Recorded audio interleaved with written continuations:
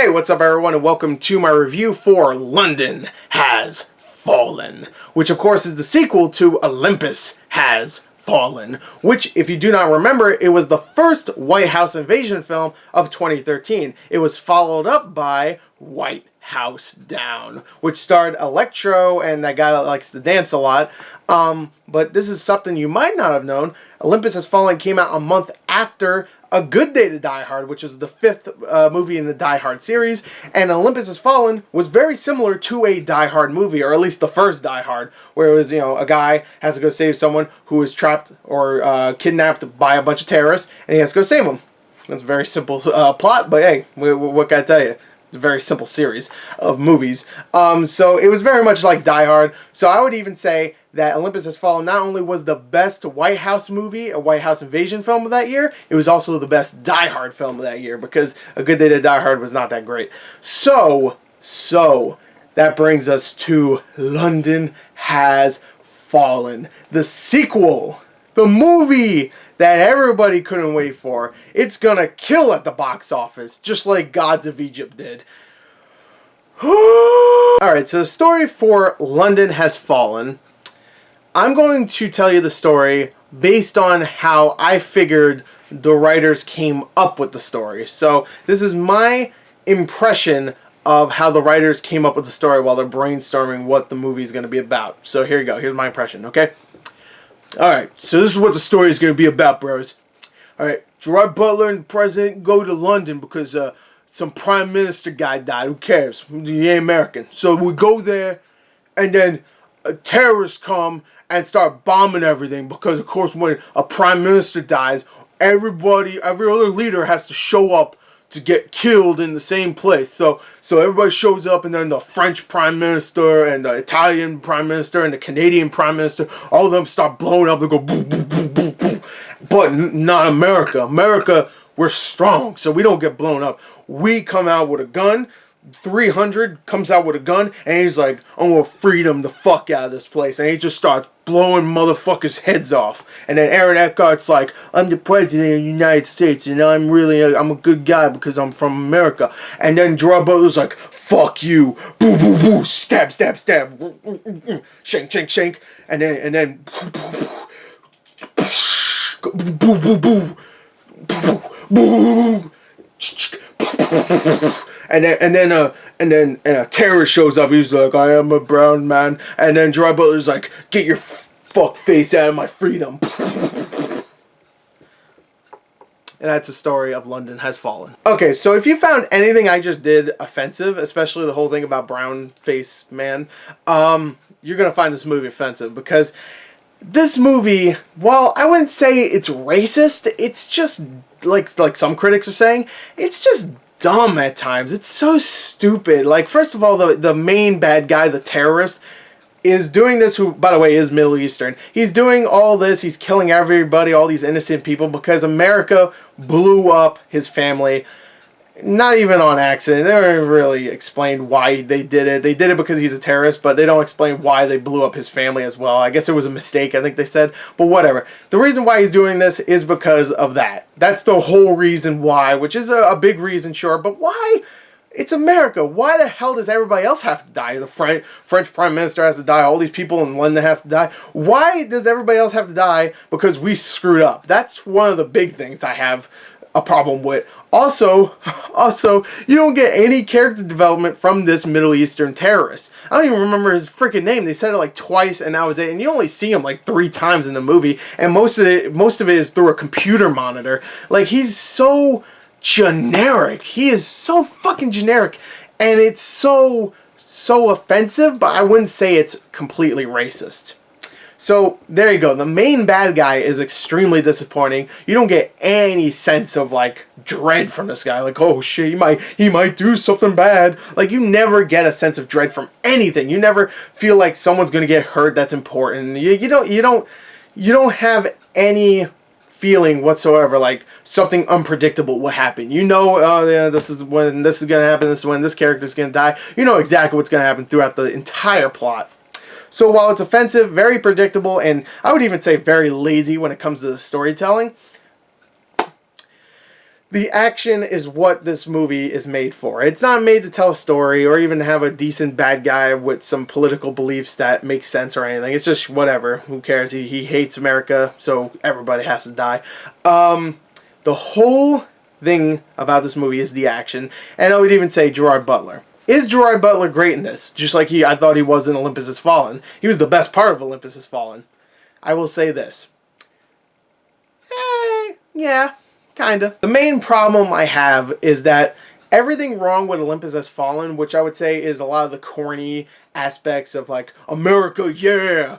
And some of the very dark filmmaking. I don't mean dark like material wise, I mean dark like you can't see what's going on sometimes, because it's all most of the movie is at night and they're in the White House with no electricity, so it's really dark at times. So really, it's a very dark film, literally. So there's a lot of problems where you couldn't see what was going on, and even some of the camera work was a little too like very much edited. And in this movie, for the most part, all those problems are multiplied, because there are some scenes in this that I'm just like, I don't know what the hell's going on, because it's way too dark. And it's edited like a mother. Like, I wouldn't say the editing is awful, but it's so quick. So many quick edits at times where I'm just like, I could tell what's going on. Someone's getting shot. But then it would just quick cut to someone else getting shot and then another person getting shot. It was so quick that I couldn't even, like, find myself enjoying any of the action because it was so quick. But there is some good action, and a lot of it is dark, by the way. A lot of this movie, guess what, is set at night again. I don't know what this movie has to do with, I don't know what this movie series has with nighttime, but it loves it for some reason. And it's just really, really baffling at times, because they obviously have some really good choreography when it comes to the action, and you can kind of tell it with Gerard Butler's character whenever he's fighting someone. And this movie even has some really awesome kills with Gerard Butler, and some really awesome just moments that you just like, oh man, Gerard Butler is really cool in this movie. There's a scene where people are trying to find him and they're like screaming, and like it reminded me of like a Batman video game when you're like terrorizing these people and they're like, where the hell is he? And there's a part where Gerard Butler just takes out a grenade, unplugs it. What is it? Friggin', he takes the pin out, he wraps it in paper and throws it so it doesn't make any noise, and he's just walking and shit's exploding. And I'm just like, oh, it's so cool. There's so many moments like that where Gerard Butler is a badass, but there's so many times where you just can't tell what the fuck is going on. There's some really awesome scenes where Gerard Butler does a great job with a lot of the one-liners. Some of the one-liners here are actually pretty good, even though some of them are so simple, so dumb. Gerard Butler makes them work, just like Arnold Schwarzenegger, where a lot of his one-liners, if you just say them out loud yourself, they're really stupid and really terrible. But because he's doing it, it's so well done. And I would say the same thing about Gerard Butler. So while the movie's action has uneven editing, where at times it's okay and other times you can't really tell what's going on, and at other times you can tell what's going on, but it's so quick that it's not satisfying, and it's dark at times, there is a really awesome action scene towards the end where, and I love this when any movie does it, even if it's simulated to be like this, I love it. But there's a whole one-shot action scene at the end of this movie, and I do mean one shot, where there's no edits, anything, it's just the camera moving around, showing the action. No edits whatsoever. And even if it's simulated to be like that, like they have some clever edits, it was so well done. There is a really good action scene later. And hey, it was actually all at night too, and I could tell what was going on. There was a lot of gun battles, explosions,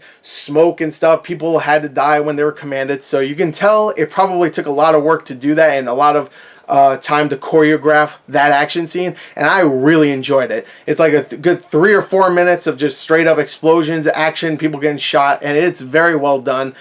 Thing is that right after that, it goes right back to the uneven editing and it being so dark you can't tell what the hell's going on, which is really sad.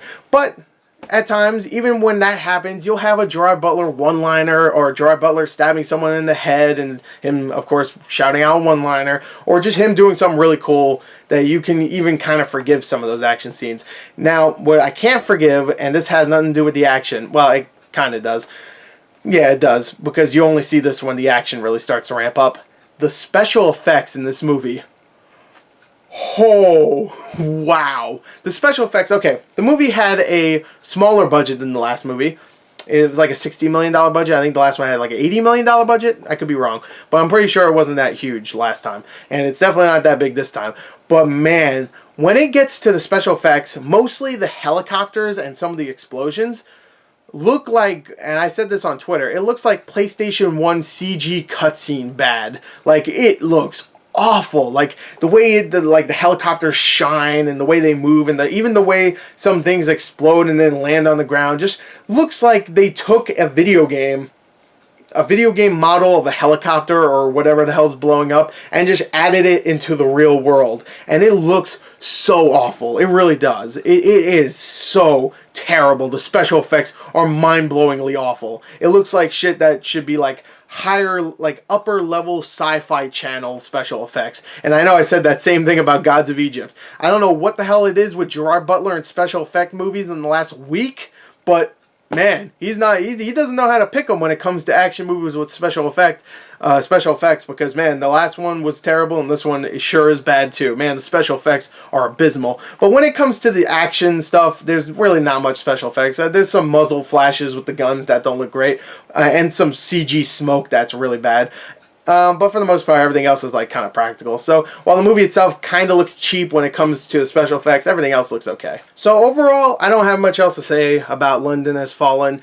The supporting cast is completely wasted. Morgan Freeman, Melissa Leo, Jackie Earle Haley shows up. Charlotte Riley, who plays an MI6 agent. I think I already said that.